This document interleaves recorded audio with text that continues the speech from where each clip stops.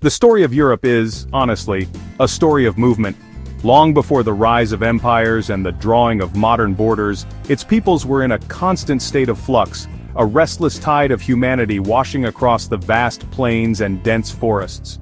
For centuries, the Roman Empire had stood as a colossal bulwark, a beacon of order and power that stretched from the misty shores of Britain to the sun-scorched sands of Mesopotamia. Its legions patrolled the frontiers, its engineers built roads that stitched the continent together, and its laws provided a framework for millions. But by the 4th century AD, this mighty edifice was beginning to show deep and irreparable cracks. The immense pressures of governing such a vast territory, combined with internal political decay and economic strain, had left it vulnerable. Beyond the heavily fortified borders of the Rhine and Danube rivers, lived countless tribes whom the Romans dismissed with a single contemptuous word: barbarians. These were the Goths, the Vandals, the Franks, the Lombards, and many others. To the Romans, they were an undifferentiated mass of uncivilized outsiders, a constant threat lurking in the shadowy wilderness. Yet the reality was far more complex. These were not mere savages, but diverse societies with their own rich cultures, traditions, and political structures. They were farmers, herders, and skilled artisans. Above all, they were formidable warriors, hardened by a life of frequent conflict and driven by the timeless human desires for land, security, and prosperity for their families and their people. The period we now call the Migration Period, which unfolded roughly from the 4th to the 9th centuries, was not a sudden invasion but a long and complicated process. It was a chain reaction, a great domino effect set in motion by a confluence of powerful forces. Climate change may have pushed some tribes from their ancestral homelands in search of more fertile ground. The internal ambitions of powerful chieftains led their people on daring campaigns of conquest. But the single greatest catalyst came from the distant east, from the vast, windswept steppes of Central Asia. A new and terrifying force was on the move, a nomadic people whose name would become synonymous with destruction: the Huns. Their westward push would send shockwaves across the continent, uprooting entire nations and sending them fleeing in terror toward the one place that seemed to offer refuge: the Roman Empire. This immense and often violent reshuffling of peoples marked the painful death of one world and the chaotic birth of another. It was a time of epic journeys, of desperate battles, of shattered empires and rising kingdoms. It was an age when the very map of Europe was redrawn, not with the careful ink of diplomats, but with the iron and blood of migrating tribes. The fall of Rome was not a single event, but a slow, agonizing unraveling, and the so-called barbarians were not simply its destroyers, they were also its inheritors. From the rubble of the old Roman order, they would lay the very foundations of the nations we recognize today as France, Spain, Italy, and England.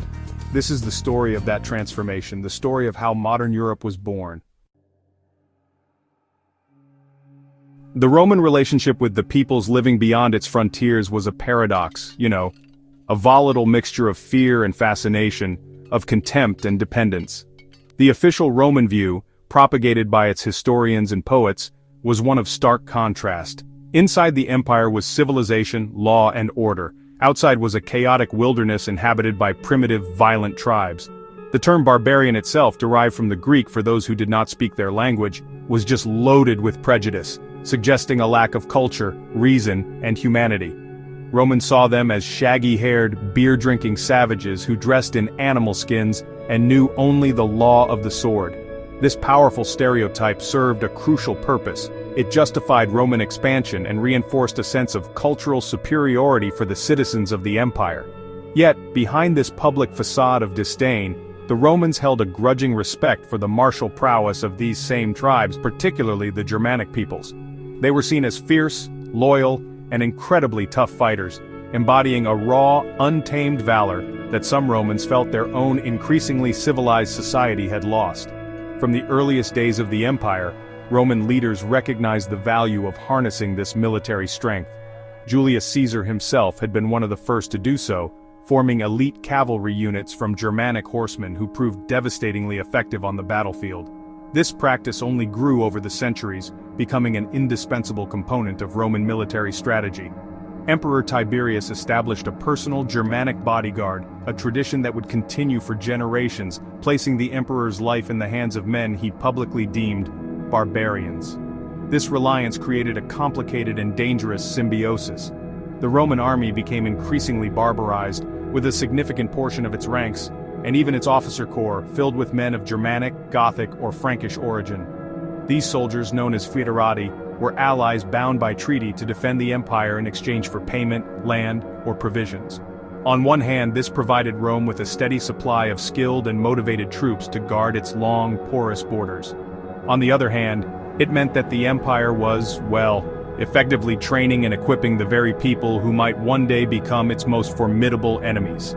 These barbarian soldiers learned Roman tactics, understood Roman military organization, and became familiar with the empire's strengths and, more importantly, its weaknesses.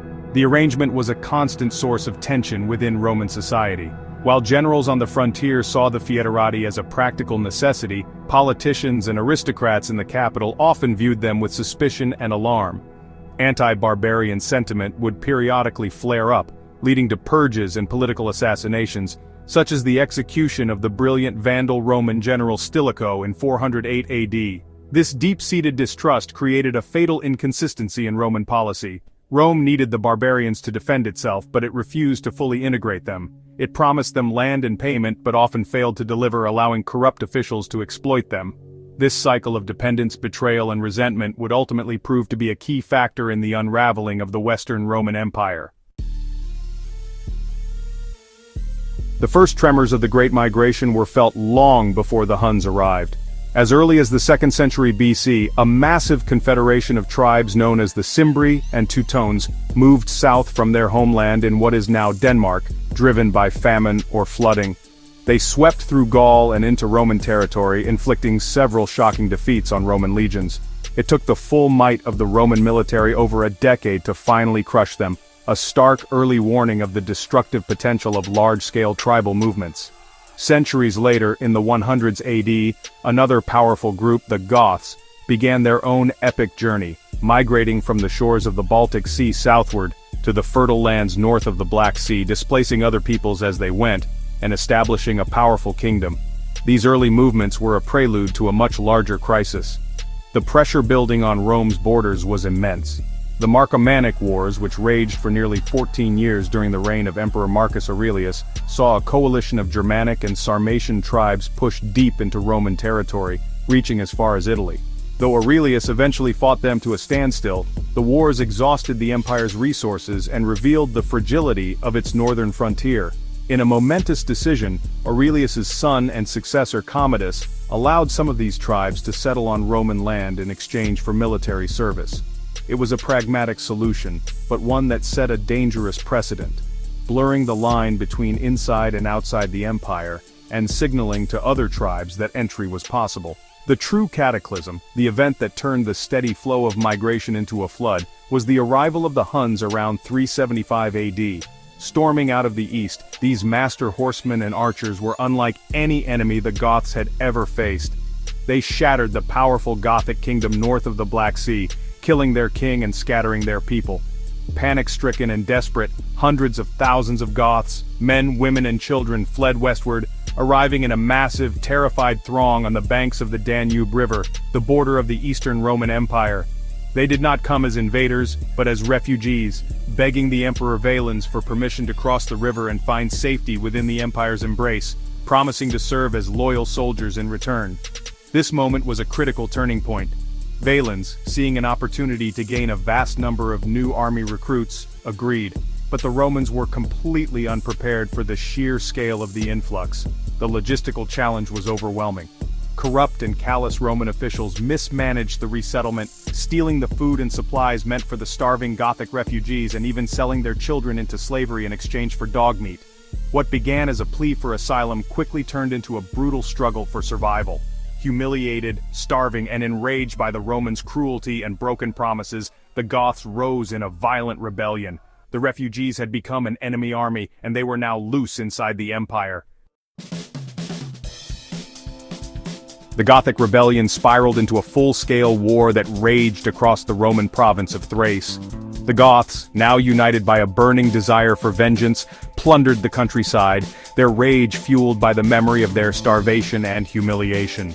In the summer of 378 AD, Emperor Valens, determined to crush the uprising and restore Roman authority, marched out from Constantinople with a large and well-equipped army. He was overconfident, eager to win a decisive victory before his rival, the Western Emperor Gratian, could arrive with reinforcements and share in the glory. Near the city of Adrianople he found the Gothic army encamped. Ignoring the advice of his generals to wait, Valens ordered an immediate attack on a hot August day. The Battle of Adrianople was a catastrophe for the Roman Empire, a military disaster on a scale not seen since the Punic Wars. The Roman soldiers, exhausted from a long march under the scorching sun, were disorganized. The battle began before their lines were fully formed. Just as the fighting commenced, a large force of Gothic cavalry, which had been away foraging, returned and smashed into the Roman flank with devastating force. The Roman line collapsed. A wholesale slaughter ensued. An estimated two-thirds of the Eastern Roman army was wiped out, and with them, the Emperor Valens himself, who was either struck by an arrow or burned to death in a farmhouse where he had taken refuge. The defeat was not just military, it was psychological. The myth of Roman invincibility was shattered forever. The new emperor, Theodosius, managed to pacify the Goths, not by defeating them, but by making a new treaty. He granted them land in the Balkans and recognized them as autonomous allies, or foederati, living under their own leaders within the empire's borders. For a time, this fragile peace held. The Visigoths, as this western branch of the Goths came to be known, served in the Roman army, led by their ambitious new chieftain Alaric.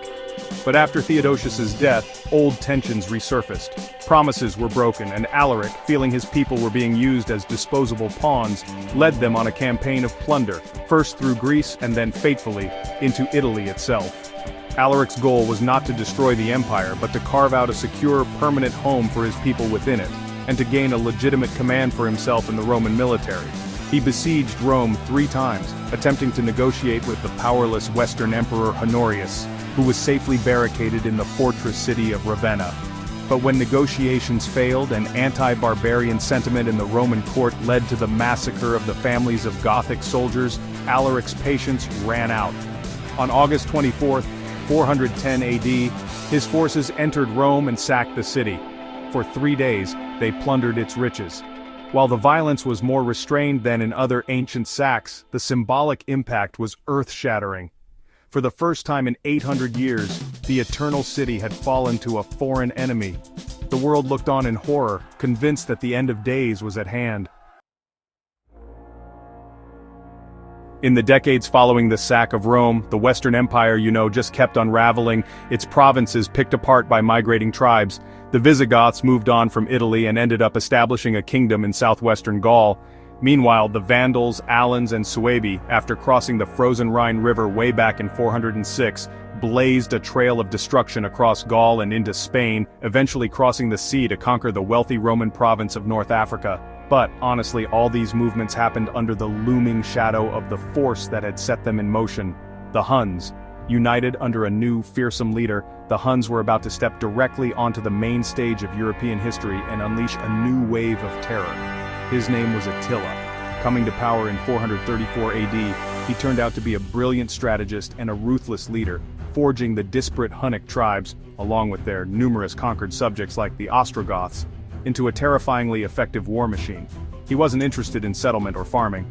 His empire was a mobile enterprise of plunder and extortion. From his great encampment on the plains of what's now Hungary, Attila launched devastating raids into the Eastern Roman Empire, forcing the emperor in Constantinople to pay him a staggering annual tribute in gold just to keep him at bay. The Romans called him the Scourge of God, believing he was a divine punishment sent to chastise a sinful world. In 451 AD, Attila turned his attention west, toward the crumbling remains of the Western Roman Empire. Using a flimsy pretext, a rejected marriage proposal to the emperor's sister, Honoria, who had sent him her ring, he gathered a massive army and invaded Gaul. His goal was conquest and plunder on an unprecedented scale.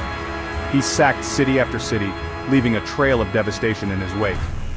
The remaining Roman authority in Gaul, embodied by the brilliant general Flavius Aetius, now faced its ultimate test. Aetius, a shrewd diplomat who had actually spent time among the Huns and understood their ways, knew that the Roman army alone was no match for Attila's horde. He had to assemble a coalition of Rome's former enemies to fight a common foe. The result was the epic Battle of the Catalaunian Plains, one of the largest and bloodiest battles of antiquity. On one side stood Attila and his Huns, supported by their subjugated peoples, including a large contingent of Ostrogoths. On the other stood Aetius's patchwork army of Romans, Franks, Burgundians, and most crucially, the Visigoths, led by their aging king, Theodoric I. It was a bizarre and desperate alliance of convenience, a testament to the terror that Attila inspired. The fighting was ferocious and chaotic, a swirling melee of countless tribes. The Visigoth king Theodoric was killed, but his son's furious charge helped turn the tide. In the end, the battle was a bloody stalemate, but Attila was forced to withdraw. His aura of invincibility was broken. He invaded Italy the next year, but his army, weakened by disease and famine, turned back from the gates of Rome after an appeal by Pope Leo I and a hefty payment of gold. Shortly after, in 453, Attila died unexpectedly on his wedding night. His empire, held together only by his personal power, immediately disintegrated as his sons fought over the inheritance, and the Huns vanished from history almost as quickly as they had appeared. The defeat of Attila provided only a brief respite for the dying Western Roman Empire. The very general who had saved it, Flavius Aetius, was murdered in 454 by the suspicious Emperor Valentinian III, who was himself assassinated a year later. This power vacuum plunged the empire into its final death spiral. The political chaos was an open invitation for more attacks. Responding to a plea from Valentinian's widow, the Vandal king Gaiseric sailed his fleet from North Africa and arrived at Rome in 455 AD. This time the sack was far more systematic and destructive than the Visigoths had been. For 14 days the Vandals methodically stripped the city of its remaining treasures, shipping priceless statues, gold, and even the bronze tiles from the roof of the Capitoline Temple back to their capital in Carthage. In the 2 decades that followed, what was left of the Western Roman Empire was a hollow shell, a political fiction. The real power was held not by the succession of powerless shadow emperors who sat on the throne in Italy, but by the Germanic generals who commanded the army. These men, known as magistri militum or masters of soldiers, were the true kingmakers, installing and deposing puppet emperors at will. The empire had shrunk to little more than Italy and a few isolated pockets of territory in Gaul. Its provinces were gone, its tax base had evaporated, and its army was now composed almost entirely of non-Roman mercenary troops who felt little loyalty to the abstract idea of Rome. The final, almost anticlimactic act came in 476 AD. The commander of the Roman army in Italy was a Germanic chieftain named Odoacer. His barbarian troops, who had been defending Italy for years, demanded what other tribes had already received, land of their own to settle on. When their request was denied by the Roman authorities, the soldiers mutinied and proclaimed Odoacer as their king. He marched on the imperial capital of Ravenna and faced little resistance. There he deposed the last Western Roman emperor, a young boy ironically named Romulus Augustulus, his name combining that of Rome's mythical founder and its first emperor. In a move that was both symbolic and pragmatic, Odoacer chose not to appoint another puppet emperor. Instead, he gathered the imperial insignia, the diadem, the purple robe, and the scepter, and sent them to the Eastern Roman Emperor Zeno in Constantinople. The message was clear: the Western Roman Empire was no more. Odoacer declared himself king of Italy, pledging his allegiance to the emperor in the east, but in reality, he was an independent ruler. There was no great battle, no final stand. The end of the Western Roman Empire was not a sudden cataclysm, but the quiet recognition of a reality that had been building for generations. The institution that had dominated the Western world for half a millennium had finally faded into history. With the Western Emperor gone, the political landscape of Europe was a patchwork of new barbarian kingdoms, each built upon the ruins of Roman provinces. In Italy, Odoacer's rule was short-lived. The Eastern Emperor Zeno, wary of the powerful Germanic king in Italy, encouraged another ambitious leader, Theodoric the Great, king of the Ostrogoths, to invade. After a brutal war, Theodoric killed Odoacer and established his own Ostrogothic kingdom in Italy. Theodoric was a remarkable ruler who had been raised as a hostage in Constantinople. He respected Roman culture and sought to blend Gothic military rule with Roman civil administration, creating a period of peace and stability for the ravaged peninsula. Meanwhile, other powerful kingdoms were consolidating their control. In Gaul, the Franks, a confederation of Germanic tribes from the lower Rhine, were on the rise. Under their ruthless and brilliant king, Clovis, they began a relentless campaign of expansion. Clovis converted to Catholic Christianity, a shrewd move that won him the support of the Gallo-Roman population and the powerful church. In 507 at the Battle of Vui, his Frankish army decisively defeated the Visigoths, killing their king and driving them out of southern Gaul. This victory secured nearly all of modern-day France for the Franks, and pushed the Visigoths fully into the Iberian Peninsula, where they established a new kingdom in Hispania with its capital at Toledo. A new, permanent border between the future nations of France and Spain was beginning to form. In Britain, the story was one of conquest and displacement. After the Roman legions withdrew in the early 5th century to defend Gaul, the island was left vulnerable. Romano-British leaders, beset by raids from the Picts and Scots, made a fateful decision to hire Germanic mercenaries from the North Sea coast, Angles, Saxons, and Jutes. As had happened so often on the continent, the mercenaries soon turned on their employers. What began as a small-scale settlement grew into a full-blown invasion. Over the next 2 centuries, the Anglo-Saxon invaders conquered and settled the fertile lowlands of the island, pushing the native Britons into the rugged western fringes of Wales and Cornwall. These warring Anglo-Saxon kingdoms would eventually coalesce to form the basis of England. These new kingdoms were a hybrid of barbarian and Roman traditions. The new Germanic kings adopted Roman titles, issued laws based on Roman legal codes, and minted coins that imitated Roman currency. They ruled over a population that was still largely Roman, and they relied on the old Roman administrative class to manage taxes and governance. The Visigoths in Spain, the Ostrogoths in Italy, and especially the Franks in Gaul were not trying to erase Roman civilization but to co-opt it, to harness its prestige and its institutions for their own purposes. They were the heirs of Rome, building a new world on top of the foundations of the old. From these violent and dynamic fusions of culture, the nations of Western Europe began to take shape. The initial wave of Germanic migrations that toppled the Western Empire was not the end of the story. The great movement of peoples continued for centuries, further reshaping the ethnic and political map of Europe, particularly in the East and South. In the 6th century, the Eastern Roman Empire, now known as the Byzantine Empire, attempted an ambitious reconquest of the West under the Emperor Justinian. His brilliant general, Belisarius, swiftly destroyed the Vandal kingdom in North Africa and then launched a long, devastating war to retake Italy from the Ostrogoths. The Gothic War lasted for nearly 2 decades and left the Italian peninsula in ruins, its population decimated, and its cities shattered. The Byzantine victory was Pyrrhic.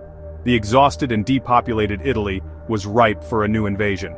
In 568 AD, just 3 years after Justinian's death, a new Germanic tribe, the Lombards, swept into Italy. The Byzantines, unable to muster an effective defense, could only hold on to a few coastal territories, including Rome and Ravenna. The Lombards established their own kingdom in northern and central Italy, creating a political division on the peninsula that would last for over 1,000 years. The name of the modern Italian region of Lombardy is a direct legacy of their conquest, a permanent reminder of this final Germanic migration into the heart of the old empire. While Italy was in turmoil, a vast and transformative migration was quietly taking place across Eastern Europe.